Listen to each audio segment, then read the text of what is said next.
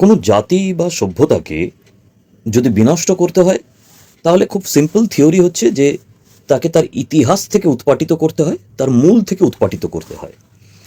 এবং এই কাজটা কমিউনিস্ট বা লিবারেল এইসব জাতীয় মানুষেরা প্রতিনিয়ত সারা পৃথিবীতে করে থাকেন, এবং আরও অন্যান্য ধর্মীয় জনগোষ্ঠীর লোকেরা প্রতিনিয়ত করে থাকেন। এটা আমরা সবাই জানি, এটা ইতিহাস স্বীকৃত ফর্মুলা।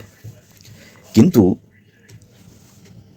কোনো কালিদাস তারা যে নিজেরাই নিজেদের ক্ষেত্রে এরকম করে থাকে, সেটা এই হিন্দু বাঙালি সংকটের ক্ষেত্রে যদি আমরা ইদানিংকালে নিজেদের দিকে তাকিয়ে দেখি তাহলে সেটা উপলব্ধি করতে পারব।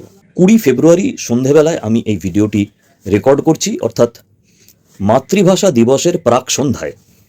বাংলা আমাদের মাতৃভাষা, এবং এই বাংলাকেই কেন্দ্র করে সারা পৃথিবী 21শে ফেব্রুয়ারিকে মাতৃভাষা দিবস হিসাবে পালন করে। এবং এই বাংলাতে আমরা এমন একজন ব্যক্তিকে আমাদের হর্তা কর্তা বিধাতা হিসাবে পেয়েছি, তার নাম মমতা বন্দ্যোপাধ্যায়। এবং তিনি দুদিন আগে একটা আবোল তাবোল কিছু একটা বললেন এটা একটি প্রবাদ, এবং এটা আমি তৈরি করলাম। মানে বাংলা ভাষাকে গত কয়েক বছর ধরে, কয়েক দশক ধরে ধর্ষণ করতে করতে, নির্যাতন করতে করতে এমন একটা জায়গায় নিয়ে যাওয়া হয়েছে যে বাঙালি হিন্দুর সংকট আর অন্য কাউকে তৈরি করতে হচ্ছে না।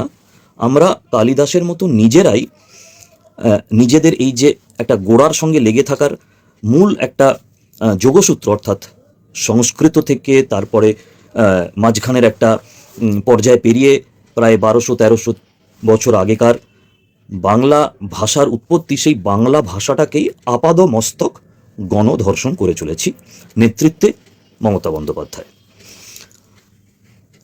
যত এই ভাষাটা নিয়ে ধর্ষণ চলছে তত হিন্দু বাঙালির সংকট বেড়ে চলেছে। মানে অনেকগুলো সংকটের মধ্যে এটাও একটা সংকট।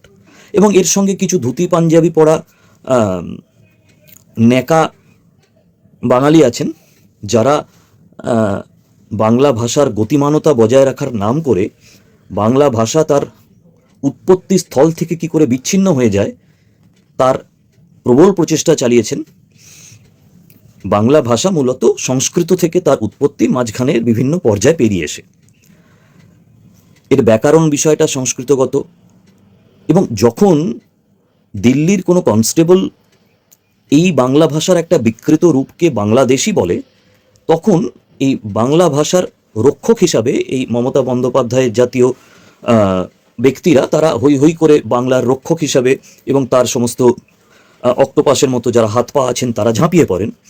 কিন্তু এটা তো প্রকৃত সত্য ভাষণ যে বাংলাদেশে যে সংখ্যাগরিষ্ঠ মানুষ বাংলা ভাষা বলে যে ভাষাটা বলেন সেটা আসলে বাংলাদেশি ভাষা। সেটা বাংলা বলতে যা বোঝায়, আমরা হিন্দু বাঙালি যাকে বাংলা বলি, বাংলা ভাষার যে উৎপত্তি সেটা সেই ভাষাটা নয়, ওটা বাংলাদেশি বাংলা।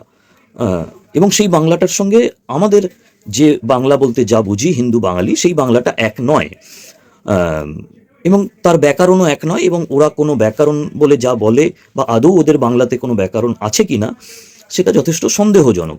এবং সেটাকে বাংলা বলার মতো আদিক্ষেতা হিন্দু বাঙালির থাকার কথা নয়, নিছক নির্বাচনী প্রয়োজন ছাড়া। আর নির্বাচনী প্রয়োজনটা যদি হিন্দু বাঙালির একমাত্র কারণ হয়ে থাকে তাহলে সেটা তো সংকট বটেই হিন্দু বাঙালির ক্ষেত্রে। আর এই রকম করে যদি বসে তিনি একটা রাজনৈতিক চেয়ারে বসে আছেন বলে যখন তখন প্রবাদ বাক্য তৈরি করে দিতে পারবেন, এটা যদি বাংলার দুরবস্থা হয়ে থাকে তাহলে হিন্দু বাঙালির সংকট আরও গভীরে। তো এমনিতেই বাংলা ভাষায় কন্ডম পড়ানোর কারণে বাংলা ভাষা সংকটে তো বটেই। তো বিষয়টা হচ্ছে যে বাংলা ভাষা সংস্কৃত কেন্দ্রিক, তার ইসলামাইজেশন হয়েছে এক জায়গাতে, সেইটাকে আমাদের পক্ষে যদি বাংলা ভাষা হিসাবে মেনে নিতে হয় তাহলে সেটা হিন্দু বাঙালির সংকট। এবং যে জায়গা থেকে উচ্চারণগত ব্যাকরণ আমাদের, সেই উচ্চারণগত ব্যাকরণটাকে যদি আমাদের পরিত্যাগ করতে হয়, সংস্কৃতের ব্যুৎপত্তিটাকে যদি পরিত্যাগ করতে হয়, তৎসম তদ্ভবর বিষয়টাকে যদি আমাদের পরিত্যাগ করতে হয়, তাহলে সেটা হিন্দু বাঙালির সংকট বই তো নয়।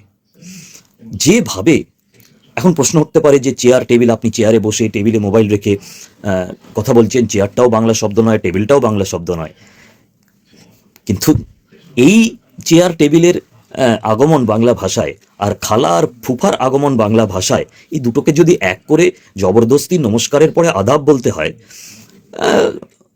তাহলে তো আর মানেই হয় না তর্ক করবার। আর যারা ওই বাংলার জন্যে লড়াই করছেন, বাংলার জন্য রাস্তার ফুচকাওয়ালাকে থাপ্পড় মারছেন, বাংলার জন্য কোনো ব্যাংকের কর্মীকে থাপ্পড় মারছেন, তাদের মতো অপরাধপ্রবণ মানুষ এবং তাদের মতো বাংলার ক্ষতিকারক মানুষ হয় বলে তো আমার মনে হয় না। এতে করে বাংলার কোনো উন্নতি কিন্তু হচ্ছে না। এবং আমি আগেও বলেছি যে যারা বাংলার ধারক এবং বাহক বলে এই মুহূর্তে বাংলাতে পরিচিতি পাচ্ছেন, বিভিন্ন বিতর্ক সভাতে অংশগ্রহণ করছেন, তারা কিন্তু দৈনন্দিন জীবনে বাংলার কোনো উপকার করছেন না, ভাষা হিসাবে বিন্দুমাত্র উপকার করছেন না। কারণ এমনিতেই স্কুলগুলো বন্ধ হয়ে যাচ্ছে, এমনিতেই বাবা মারা ছেলের বা মেয়েদের বাংলা স্কুলে পড়ান না। আজকাল পড়ালেও চেষ্টা করেন যে 10 ক্লাস পাশ করার পরে তারা যেন ইংরেজিতে ট্রান্সফার হয়ে যায়। যারা ইংরেজি স্কুলে পড়েন তাদের ছেলে মেয়েদের বাড়িতে বাংলাটা ঠিক করে পড়ানো হয় না। বাবা মা এটা বলতে গর্ববোধ করেন, আমার ছেলেটা না বাংলাটা ঠিক পারে না, আমার মেয়েটা না বাংলাটায় খুব কমজোরি।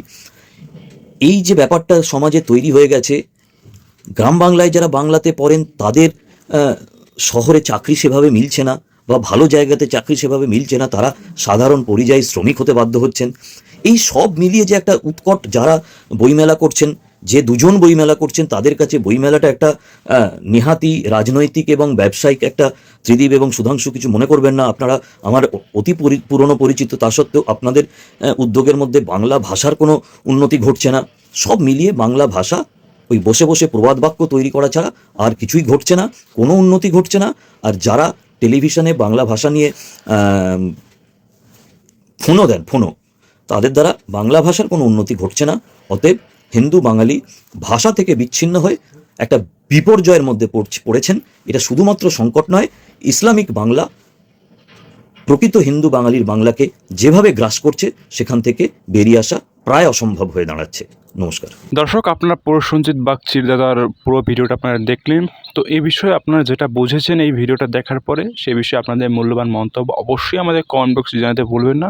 আর এরকম নতুন নতুন আপডেট পাওয়ার জন্য, নতুন নতুন স্পেস পাওয়ার জন্য আমাদের চ্যানেলটি সাবস্ক্রাইব করে আমাদের পাশেই থাকবেন। ধন্যবাদ সবাইকে, দেখা হবে নতুন কোনো ভিডিওতে।